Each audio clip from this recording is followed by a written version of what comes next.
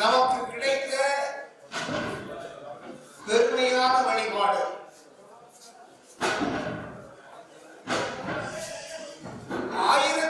மாசி 20 முன்னால்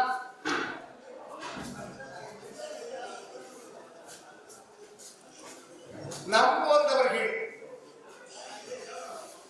அகிலத்திரட்டு அம்பானையிலே எடுத்து சொல்லப்பட்டிருக்கிற அந்த 18 ஜாதி மக்கள் மனிதனாக பிறந்திருந்தாலும் மனித உரிமை மறுக்கப்பட்டு மிருகத்தை விடவும் கீழாக நடத்தப்பட்ட அந்த காலகட்டத்தை நாம் உணர்ந்து கொள்ள வேண்டும். ஆலயங்களுக்குள்ளே செல்வதற்கு நமக்கு அனுமதி இல்லை. ஆலயத்தை சுற்றி இருக்கிற தெருவீதிகளிலே செல்லுகிற உரிமை நமக்கு இல்லை. கிணறுக்கு குடிப்பதற்கு நீர் எடுப்பதற்கு நமக்கு தகுதி இல்லை. குளவருக்கும் அதிலே நீராடுவதற்குரிய உரிமை நமக்கு இல்லை. இப்படி உரிமைகள் அத்தனையும் மறுக்கப்பட்ட நிலையில் நாம் மனிதனாக பிறந்திருந்தாலும் மனிதனாக நடத்தப்படாமல் அடித்தமர்த்தப்பட்டு உரிமைகளை எல்லாம் பறிக்கப்பட்டவர்களாக வாழ்ந்தோம். உள்ளே வருவதற்கு அனுமதி இல்லாமல் இருந்த என்னுடைய பிள்ளைகள் அந்த பரிவட்ட மரியாதையோடு எங்கும் நான் வர வேண்டும் என்றுதான் தலை நிமிர்ந்து தலைப்பாகையோடு வரக்கூடிய ஒரு சூழலை ஐயா உருவாக்கி சொன்னார். அதனால்தான் நம்முடைய வழிபாட்டில் ஆடவர்கள் தலைப்பாகையோடு மேலாடை அணியாமல் ஒரு சமத்துவ நிலையை வெளிப்படுத்தக்கூடிய வகையில் தலைமைப்பதியானாலும் சரி, குட்டப்பதி, அம்பலப்பதி, தாமரை குளம்பதி, பூப்பதி ஆனாலும் சரி, ஐயா கால்நாட்டி கொடுத்த தாக்கல்களானாலும் சரி, மக்கள் உருவாக்கி வைத்திருக்கிற தாக்கல்கள் ஆசைப்பட்டு ஆசையோடு வைத்திருக்கிற பதிகளானாலும் சரி, எல்லா இடங்களிலும் நாம் தலைப்பாகையிட்டு ஆடவர்கள் சட்டை அணியாமல் வர வேண்டும் என்கிற நியதி உருவாக்கப்பட்டது. அதுபோல ஐயாவுடைய வருகைக்கு முன்னால் தாய்மார்கள் மேலாடை அணிவதற்கு உரிமை இல்லாமல் இருந்தார்கள். மேலாடை அணியாமல் சிறந்த மார்பகத்தோடு தான் நம்முடைய மக்கள் நடமாட வேண்டும் என்றால் எவ்வளவு பெரிய கொடுமை! ஐயா உருவாக்கிய ஆன்மீக புரட்சி, ஐயா உருவாக்கிய சமுதாய எழுச்சி, சமுதாய மறுமலர்ச்சி மக்கள் மன்றத்திலே ஒரு மாற்றத்தை உருவாக்கியது.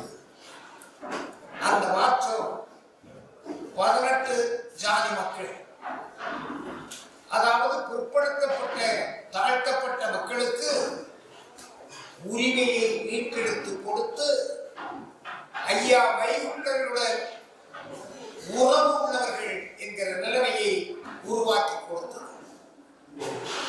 ஐயா வைகுண்டர் என்றால் ஐயாவை வழிபடுகிற ஒவ்வொருவருக்கும் அவர் தகப்பன். ஐயாவுடைய பிள்ளைகள் தான் ஐயாவுடைய திருநடைக்கு வரக்கூடிய ஆடவர்கள் ஐயாவுடைய மகன், பெண் பிள்ளைகள் மகள். இந்த உரிமையை ஐயா வைகுண்டர் மட்டுமே நமக்கு தந்தார் என்பதை நாம் மறந்துவிடக் கூடாது. ஐயா சில அடையாளங்களையும் நமக்கு தந்தார். என் பேரால் முத்திரிகள் இட்டோரே நன்றாகும் என்று சொன்னார்.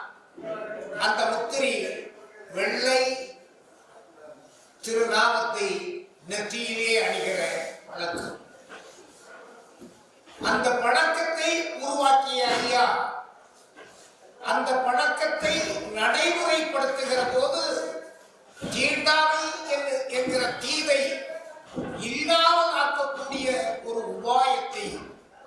உள்ளே புகுத்தினார்.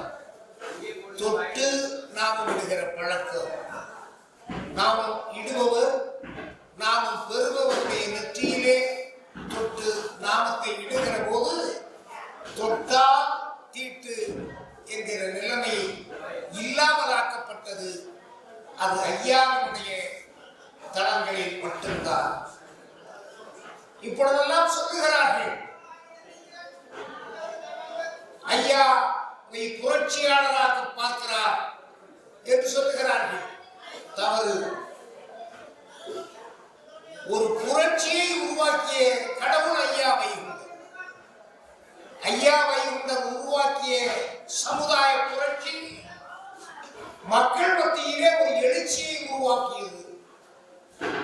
அந்த எழுச்சியினுடைய தாக்கம் ஐயாவுடைய வருகைக்கு முன்னால் நம்மை அடிமைப்படுத்தியவர்கள் எல்லாம் அப்புறப்படுத்தப்பட்டார்கள். அவர்களுடைய ஆதிக்கம் இல்லாமலாக்கப்பட்டது. அவர்களுடைய இடுப்பு ஒழிக்கப்பட்டது. ஆனால் அவர்களும் சமமாக வாழ நினைத்தால் ஐயா அதை வரவேற்கிறார். எல்லோரும் என்னுடைய பிள்ளைகள் தான், தவறை விட்டுவிடுங்கள், வாருங்கள் என்று அன்போடு அழைக்கிறார். எனவே ஐயாவுடைய அழைப்பு உலகத்தினுடைய ஒருங்கிணைப்பு. ஐயாவுடைய அழைப்பு ஒரு சமத்துவ சமுதாயத்தை உருவாக்குவதற்கு. ஐயாவுடைய அழைப்பு அன்பை விதைப்பதற்கு. ஐயாவுடைய அழைப்பு பொறுமையை போதிப்பதற்கு. ஐயாவுடைய அழைப்பு அடக்கத்தை கடைபிடிப்பதற்கு. எனவேதான் நாம் ஐயாவுடைய அன்பு பிள்ளைகள் ஒருவரை ஒருவர் பார்க்கிற போது ஐயா என்று அன்போடு நாம் அழைப்பதற்கு பழகுகிறோம். எனவே இந்த சமுதாயத்தில் பல்வேறு நிலைகளிலே வழிபாட்டுக்குள்ளேயே ஒரு மாற்றத்தை உருவாக்கி தந்தது ஐயாவை. இப்பொழுது சொல்லுவார்கள், நேற்றைய கட்டுப்பாடுகள் இன்று எங்கே, இன்னும் அதை பேசிக் கொண்டிருக்க வேண்டுமா என்றெல்லாம் சொல்லுவார்கள். ஆனால் பழையதை மறந்தால் பழையதை நாம் மீண்டும் அடைந்துவிடக்கூடிய ஒரு சூழ்ச்சி நிலை இந்த சமுதாயத்திலே பின்னப்பட்டு வருவதை நீங்கள் அறிந்து கொள்ள வேண்டும். ஐயா வழிபாடு என்கிற நிலைப்பாடு நானோ என்னுடைய தகப்பனாரோ இல்லை என்னுடைய பாட்டனாரோ உருவாக்கியது இல்லை. இந்த வழிபாட்டினுடைய நடைமுறைகள் ஐயா உருவாக்கியது. ஐயா தவம் இருக்கிற போது துவையல் தவசின் மூலம் முதல் பகுதி பகுதியிலும் இரண்டாவது பகுதி முட்டப்பதியிலும் நடத்தப்பட்ட பணிவிடைகள் தான் இன்று நம்மால் நடத்தப்பட்டு வருகிறது என்பதை நீங்கள் அறிந்து கொள்ள வேண்டும். எனவே நடைமுறை ஐயா உருவாக்கிய பழக்க வழக்கங்கள் அகிலத்திரட்டு அம்மானை தருகிற வழிகாட்டுதல்கள் இரண்டும் இணைந்து இந்த உலகத்தை ஒருங்கிணைப்பதற்கு, ஐயாவை ஏற்றுக்கொண்ட மக்களை உயர்ந்த நிலைக்கு ஆளாக்குவதற்கு தரப்பட்டிருக்கிறது என்பதையும் உணர்ந்து கொள்ள வேண்டும். நமக்குள்ளே குறுக்கு சால் ஓட்டக்கூடிய நிலையை நம்முடைய கூர்மதி மூலமாக உணர்ந்து நம்மை காத்துக்கொள்ள வேண்டும் என்கிற நிலையில் நாம் இன்று இருந்து கொண்டிருக்கிறோம். காரணம், நமக்குள்ளே நம் போன்ற வேடமிட்டு நம்முடைய ஒற்றுமையை, நம்முடைய பெருமையை சிதைப்பதற்கு அந்த ஆதிக்க சக்திகள்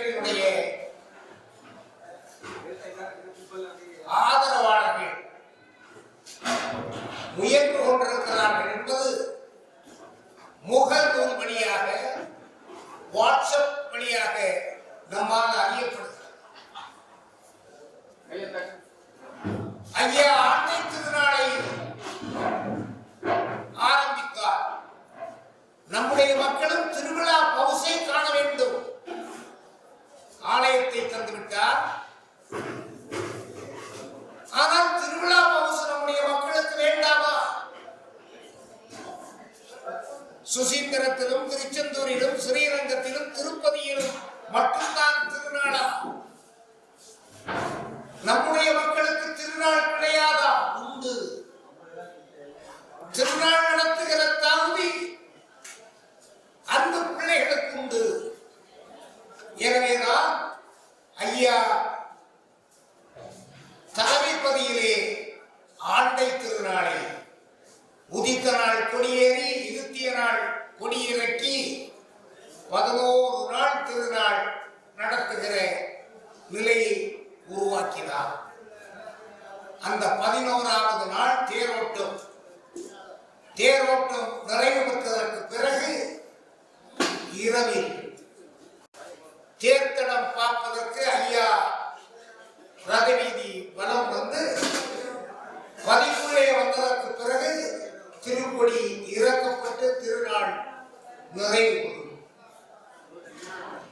இப்படி அமைக்கப்பட்ட போது மக்கள், ஐயா கூலிக்கு வேலை செய்து பிழைக்கிறோம், தொழில் செய்ய முடியாவிட்டால் எங்களுடைய வாழ்வாதாரம் பாதிக்கப்பட்டுவிடும் என்று சொன்னபோது, நீங்கள் திருவிழா உள்ள பிள்ளைகள், என்னுடைய பிள்ளைகளுக்கு திருவிழா உண்டு என்று சொன்ன ஐயா ஆவணி தை மாதங்களிலும் திருநாளை வைத்து மக்கள் அவர்களுடைய வசதிக்கு தகுந்தவாறு திருவிழாவை கண்டு கிடைப்பதற்காக ஐயாவுடைய திருநடையிலே வந்து திருவிழாவை கொண்டாடுவதற்காக ஆவணி தை வைகாசி ஆகிய 3 நாட்களிலும் திருநாளை ஐயா அமைத்து தந்திருக்கிறார்.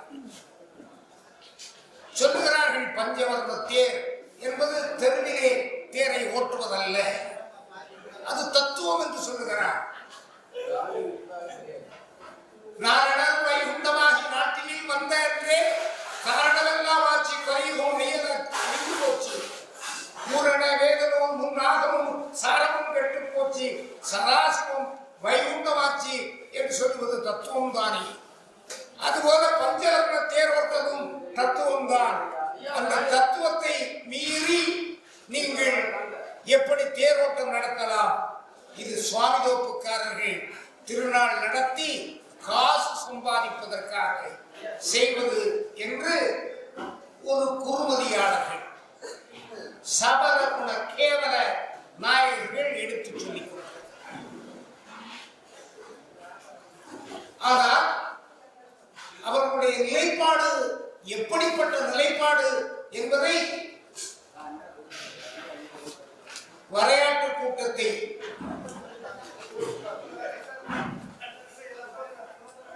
நாய் பாதுகாத்து வந்தது.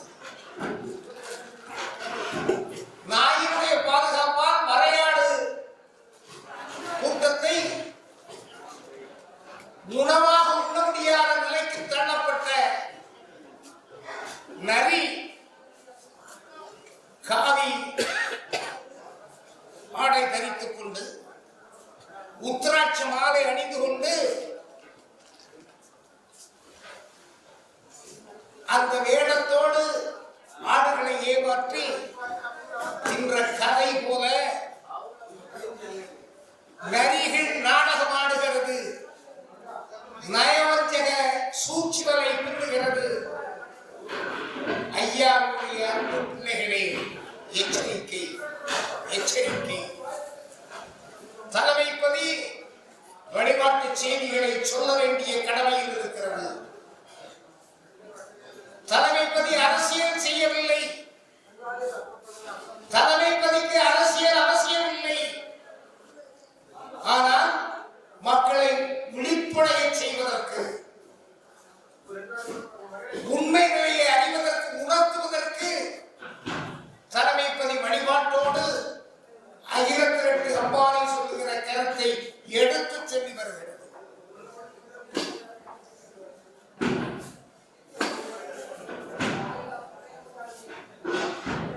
எனவே நான் அரசியல்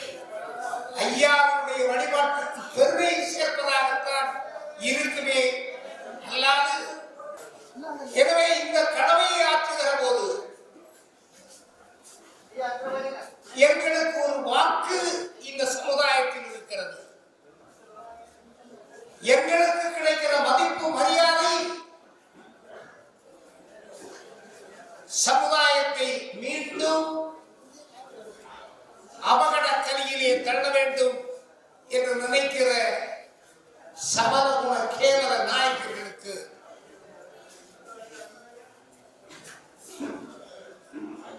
விரோதமாக இருக்கிறது.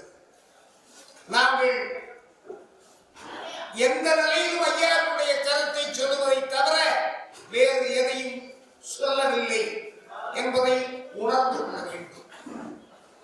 நாங்கள் ஐயாவளி என்று ஜனாதிபதியோ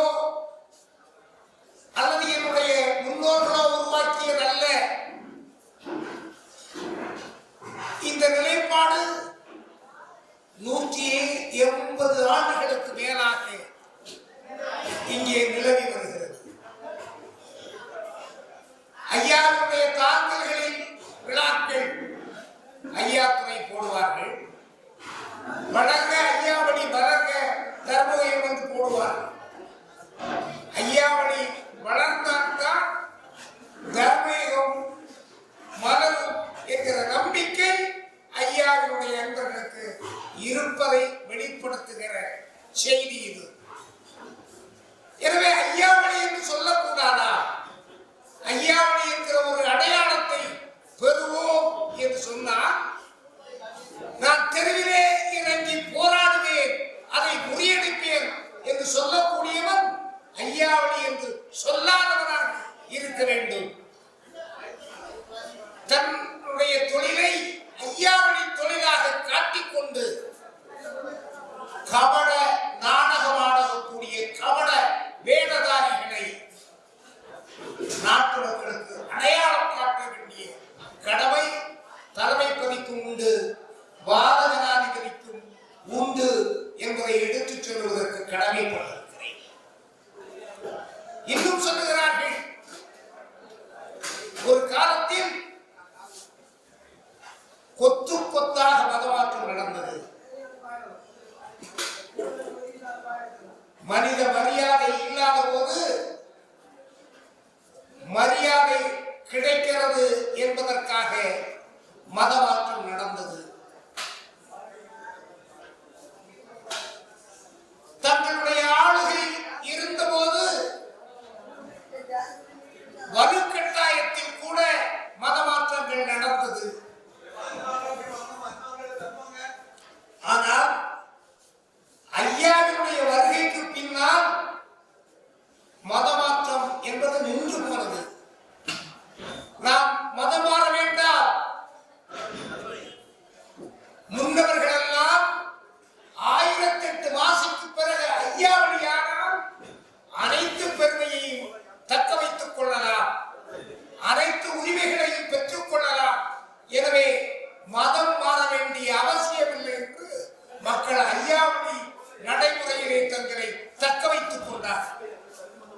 அப்பொழுதுதான் இங்கே இருக்கிற கிறிஸ்தவ மிஷனரி லண்டனுக்கு ஒரு கடிதம் எழுதுகிறார்கள்.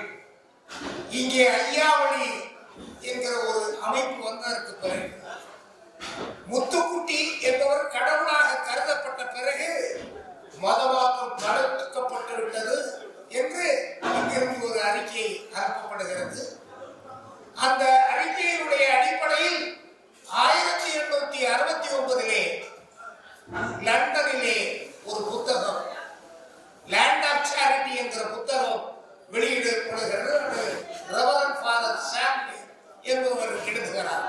அந்த புத்தகத்தில் மதமாற்றத்தை தடுத்தது ஐயாவளி என்கிற சான்று தந்திருக்கிறது. இப்பொழுது இருக்கிற சமணகுண கேவல நாயகர் ஐயாவளியினால் மதமாற்றம் நடக்கிறது என்று பிதற்றிக் கொண்டிருக்கிறார்கள். ஏதோ கூலிக்கு பாடப் போகிறவன் நான் மதமாற்றத்தை தடுத்து விட்டேன், நான் இல்லாவிட்டால் மதமாற்றம் நிகழ்ந்து கொண்டே இருக்கும் என்று சொல்லுவதெல்லாம் பிழைப்புக்காக. எனவே இந்த பிழைப்புக்காக வேடமிடுகிற வேடதாரிகளை அப்புறப்படுத்த வேண்டிய கடமை ஐயாவளியினருக்கு உண்டு. நிறைய சொல்ல வேண்டியது இருக்கிறது. காரணம், ஒரு 10 பேஸ்புக்கில் அக்கௌண்ட், போலி அக்கௌண்ட் வைத்துக் கொள்வார்கள். ஒரே மாதிரி போடுவார்கள், ஒரே மாதிரி போடுவார்கள். இதனுடைய மூலம் எங்கிருந்து வருகிறது என்றால், அது வருகிற இடம் பாரத ஜனாதிபதி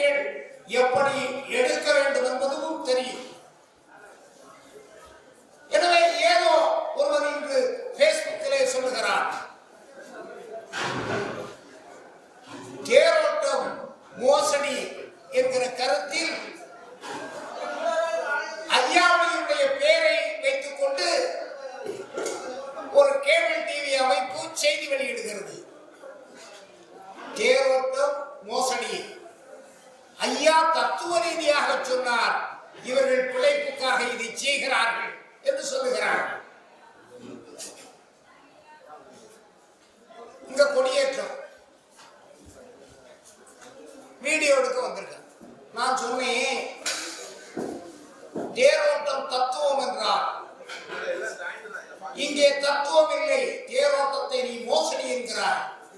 அந்த மோசடியினுடைய ஆரம்பம் கொடியேற்றம். நீ படப்பிடிப்பு எடுக்க வேண்டாம் என்று சொன்னேன். ஒரு வாய்ஸ் மெசேஜ் விடுகிறார். எங்களுடைய உரிமை எவரும் தடுக்க முடியாத எடுப்பேன் என்றார்.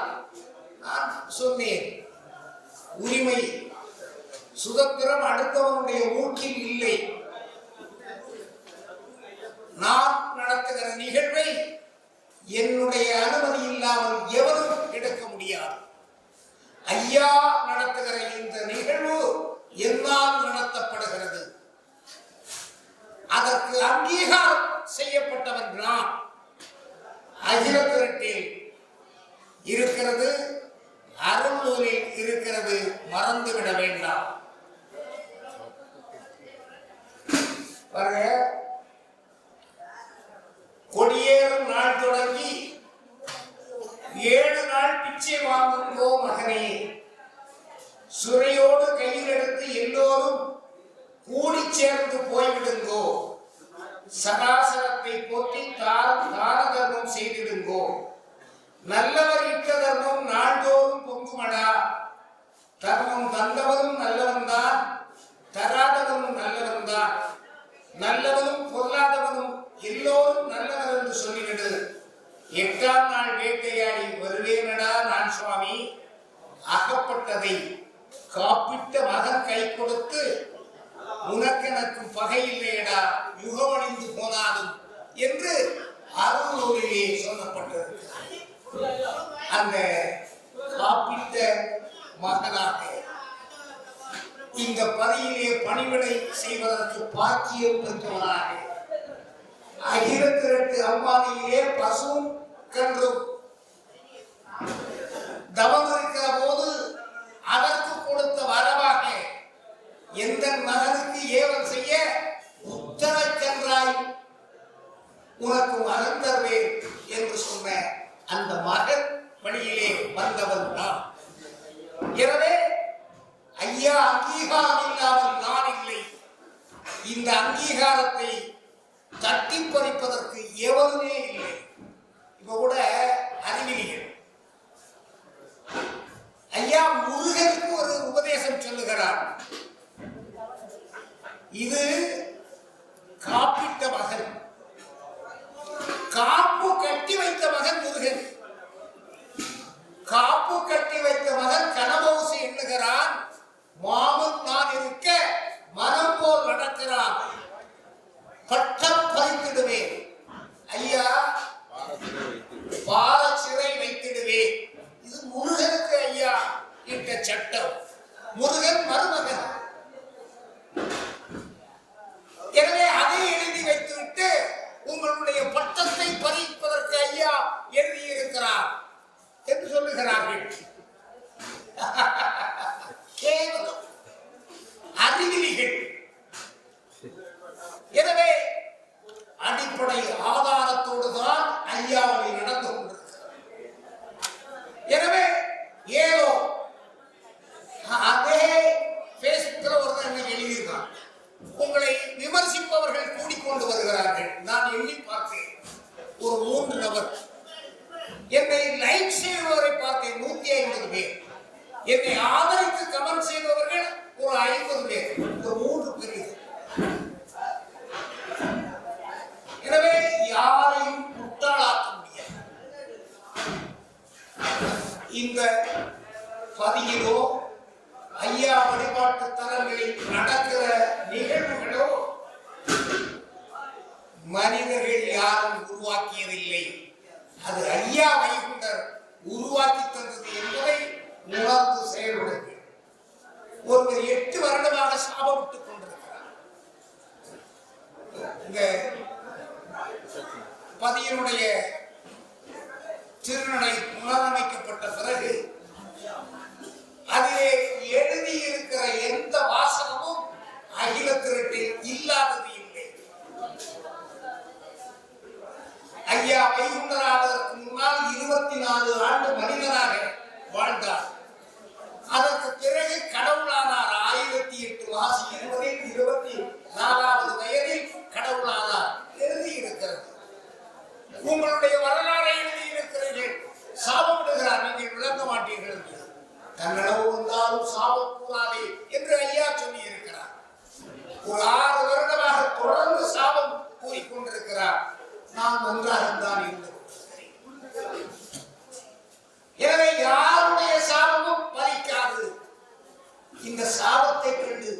அஞ்சுகிற நிலைமையிலும் நான் இல்லை. ஒருவன் சொல்றான் தேவசம் கொடுத்து போயிட்டு, ஆமா வழக்கு நடக்குது, அந்த வழக்கிலே உயர் நீதிமன்றம் மிகப்பெரிய உத்தரவை தந்திருக்கிறது, எங்களுடைய உரிமையை நிலைநிறுத்தி இருக்கிறது, அப்புறப்படுத்த முடியாது என்று நிலைநிறுத்தி இருக்கிறது. எனவே நான் இன்னும் சொல்றேன், இந்து அறநிலையத்துறையும் எங்களை பரம்பரை அறக்காவலர்களாகத்தான் எடுத்திருக்கிறதே ஒழிய வேறதும் இல்லை. பரம்பரை அறங்காவலர்கள் இருக்கிற இடத்தில் அவர்களை அப்புறப்படுத்த முடியாது, அங்கே ஒரு எக்ஸிகியூட்டிவ் ஆபீசரை நியமிக்கவும் முடியாது. இது சட்டம், எவ்வளவு பெரிய சட்டம், அரசியல் சட்டத்தை பற்றி ஒருத்தர் பேசுறார். எனவே ஒரு முடிவை எடுக்கலாமா என்று நினைக்கிறேன். முட்டாள்களோடு மோத வேண்டாம், சரிதான். ஆனா தெரியாதவர்களை குழப்பி பிழைப்பு நடத்துவதற்கு விட்டுவிடக் கூடாது என்கிற எச்சரிக்கை உணர்வு. எனவேதான் யாரும் வந்துவிடாது, வந்தா ஐயோ என்ன. இப்போ இன்னைக்கு 8ஆம் திருநாள் வாகனம் போச்சு, இஸ்லாமியர்கள் சுருள் தந்திருக்கிறார்கள், கிறிஸ்தவர்கள் சுருள் தந்திருக்கிறார்கள். கிறிஸ்தவர்கள் ஐயாவுடைய வாகன பவனியை வரவேற்கிறார்கள். ஏற்றுக்கொள்ளக் கூடாதா? கிறிஸ்தவர்களும் இஸ்லாமியர்களும் இணக்கமாக ஐயாவுடைய கருத்தினுடைய அடிப்படையிலே வந்தால்தான் ஒரு குடையின் கீழ் இந்த உலகம், ஒரு குடையின் கீழ் இந்த உலகம் வர வேண்டுமேயானால் அன்பால் வாழ்வதற்கு அறிவுரை சொல்ல வேண்டிய கடமை ஐயாவுடைய பிள்ளைகளுக்கு இருக்கிறது என்பதை நினைத்துக் கொள்ளுங்கள். அடுத்தவனோடு முட்டி ஓதிக்கொண்டிருந்தால் அவன் விட்டு விலகி சென்று விடுவான். எனவே இதை பற்றி கவலைப்படாதீர்கள், சொல்லுவார்கள். பாருங்க, உலக நிலையிலே நடக்கிற போது மதத்தை யாரும் பார்ப்பதில்லை, இனத்தை யாரும் பார்ப்பதில்லை, ஜாதியை யாரும் பார்ப்பதில்லை. எனவே இந்த நாடு இப்படித்தான் செல்லும். சட்டம் மதிக்கப்படலாம், சில நேரத்தில் மிதிக்கப்படலாம். எனவே அப்படி மிதிப்பதும் தொடர முடியாது, மதிப்பது தொடரும் என்பதை எல்லோரும் உணர்ந்து கொள்ள வேண்டும். காரணம், ஐயா மிகப்பெரிய அறிவுரை தந்திருக்கிறார். தன்னடவு வந்தாலும் சட்டம் மறவாதே. நாட்டில் ஒரு சட்டம் வந்திருக்கிறது, அந்த சட்டத்தை மதித்து நடத்த வேண்டும். அந்த சட்டத்தை மிதித்து நடந்தவர்களுடைய நிலை இந்த நாடறியும், இந்த உலகறியும். எனவே எதையும் சொல்லி ஒருவேளை ஜனாதிபதியினுடைய கொள்கைகள், கோட்பாடுகள், ஐயாவுடைய கொள்கைகள் உங்களுடைய கொள்கைகளுக்கு முரண்பட்டதாக இருக்கலாம். அந்த முரண்பாடு வழிபாட்டினுடைய வெளிப்பாடாக இருக்காது என்பதையும் நீங்கள் புரிந்து கொள்ள வேண்டும். எதுக்கும் பேசிக்கொண்டே எல்லாம் தெரிந்தவர்கள் போல ஒன்றும் தெரியாதவர்கள். காப்பு கட்டி வைத்த மகனுக்கும் காப்பிட்ட மகனுக்கும் வேற்றுமை தெரியாது. நிறைய இருக்கு. ஒருவன் தர்மபூமி ராஜ்யம் என்று ஒரு பேஸ்புக் வைத்திருக்கிறார், பெயரை சொல்ல மாட்டேன். சில தகவல்கள் பொய் தகவல்கள். ஆனால் அந்த தர்மபுரி ராஜ்யம் யார் என்பது எனக்கு தெரியும். பக்கத்து ஊரிலிருந்து எங்கள் ஊருக்கு இறக்குமதி செய்து வடக்கு தெருவில் சங்கமித்துக் கொண்டிருக்கிற ஒரு நிலைமையிலேதான் இவைகள் எல்லாம் வந்து கொண்டிருக்கிறது. எனவே ஐயாவுடைய அன்பு பிள்ளைகளே, ஐயாவை ஏற்றுக்கொண்டிருக்கிற பக்தரை மாற்று தங்கங்களே, இந்த உலகம் ஐயாவை அறிவதற்கு தூதுவர்களாக, ஐயாவுடைய அன்பு பிள்ளைகளாக செயல்பட்டுக் கொண்டிருக்கிற ஐயாவளி நமக்கு மிகப்பெரிய பொறுப்பு இருக்கிறது. இந்த உலகம் அறிய ஐயாவை எடுத்துச் செல்ல வேண்டும். காரணம், ஐயா நமக்கு பல உத்தரவாதங்களை தந்திருக்கிறார். நம்மை ஏற்கனவே மனிதனாக்கி அழகு பார்த்திருக்கிறார். இப்படி அழகு பார்த்திருக்கிற ஐயாவை உலகறிய செய்ய ஐயாவுடைய கொள்கையின் கோட்பாடுகள் ஒரு குடையின் கீழ் இந்த உலகம் வரச் செய்வதற்கு தகுதி படைத்ததாக இருக்கிறது. அந்த தகுதியை அரங்கேற ஐயாவுடைய வழியிலே உழைப்போம் உழைப்போம் என்கிற உறுதியை பெற்றுக்கொண்டு பற்றி பிடித்திடுவோம்.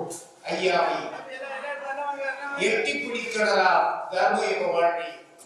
அதற்கு நாம் வாழுவோம், வெல்வோம் கனி என்று சொல்லி இன்று ஐயாவுடைய திருநடைக்கு வந்திருக்கிற அன்பர்கள் தங்களுடைய இல்லங்களுக்கு செல்லுகிற போது நினைத்ததையெல்லாம் நிறைவேற்றி தர வேண்டும் என்ற ஐயாவுடைய தாழடி தொழுது வணங்கி கேட்டு வாழிய வாழிய மக்கள் வளமும் நலமும் பெற்று என்று வாழ்த்தி ஐயாவுடைய தர்மம் நிறைவேற இருக்கிறது. எனவே இன்றைய பணியை இதோடு நிறைவு செய்கிறேன். அன்பு வணக்கம். ஐயா.